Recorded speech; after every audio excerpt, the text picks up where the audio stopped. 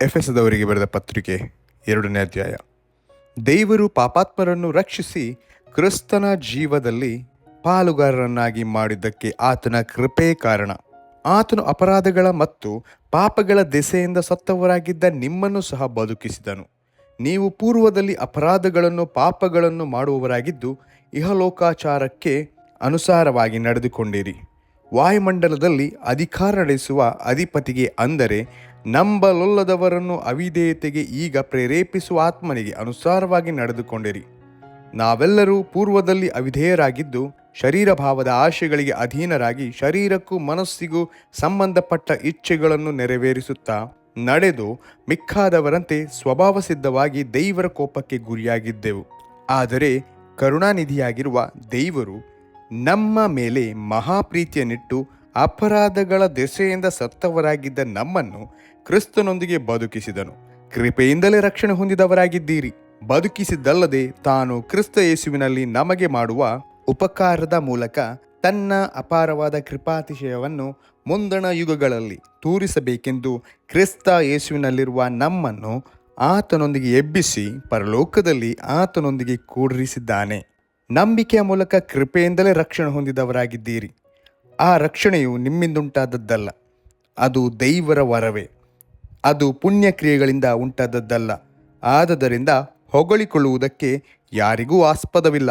ನಾವು ಆತನ ನಿರ್ಮಾಣ, ಸತ್ಕಾರ್ಯಗಳನ್ನು ಮಾಡುವುದಕ್ಕಾಗಿಯೇ ಕ್ರಿಸ್ತ ಯೇಸುವಿನಲ್ಲಿ ಸೃಷ್ಟಿಸಲ್ಪಟ್ಟೆವು.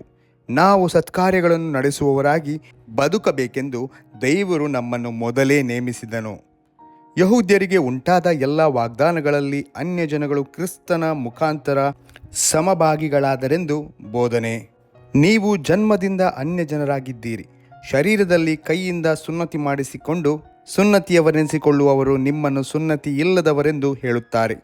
ನೀವು ಪೂರ್ವಕಾಲದಲ್ಲಿ ಕ್ರಿಸ್ತನನ್ನು ಸೇರಿದವರಾಗಿದ್ದು ಇಸ್ರಾಯೇಲ್ಯ ಹಕ್ಕಿನಲ್ಲಿ ಪಾಲಿಲ್ಲದವರು, ಅಬ್ರಹಾಮನಿಗೆ ಉಂಟಾದ ವಾಗ್ದಾನಕ್ಕೆ ಸಂಬಂಧವಾದ ಒಡಂಬಡಿಕೆಗಳಲ್ಲಿ ಸೇರದವರು, ಈ ಲೋಕದಲ್ಲಿ ಯಾವ ನಿರೀಕ್ಷೆಯಿಲ್ಲದವರು, ದೇವರನ್ನರಿಯದವರು ಆಗಿದ್ದೀರೆಂದು ಜ್ಞಾಪಕ ಮಾಡಿಕೊಳ್ಳಿರಿ. ಈಗಲಾದರೂ ಮೊದಲು ದೂರವಾಗಿದ್ದ ನೀವು ಕ್ರಿಸ್ತ ಯೇಸುವನ್ನು ಸೇರಿದವರಾಗಿದ್ದು ಆತನ ರಕ್ತದ ಮೂಲಕ ಸಮೀಪಸ್ಥರಾದಿರಿ. ನಿಮ್ಮನ್ನು ನಮ್ಮನ್ನು ಒಂದು ಮಾಡಿದವನಾದ ಆತನೇ ನಮಗೆ ಸಮಾಧಾನ ಕೃತ್ಯವಾಗಿದ್ದಾನೆ.